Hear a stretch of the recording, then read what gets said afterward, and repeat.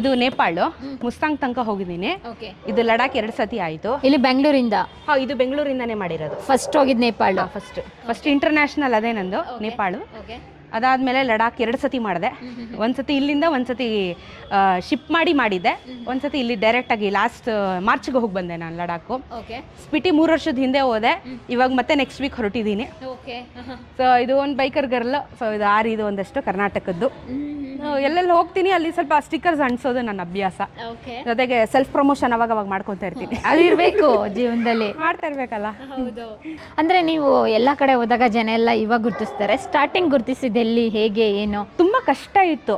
ಹೇಳ್ತಾರಲ್ಲ, ಯಾರಾದ್ರೂ ಒಬ್ರು ಬೆಳೆಸಿದ್ರೆ ಸಪೋರ್ಟ್ ಸಿಸ್ಟಮ್ ಇಟ್ಕೊಂಡು ಬೇಗ ಬೆಳಿಬೋದು. ಬಟ್ ನಾನು ಸ್ವಂತವಾಗಿ ನಾನೇ ಹೋರಾಟ ಮಾಡಿಕೊಂಡು ಬೆಳೀತಾ ಇದ್ದೀನಿ ಅಂದರೆ it will take time. And also late success is good ಅಂತ ಹೇಳ್ತಾರಲ್ವಾ.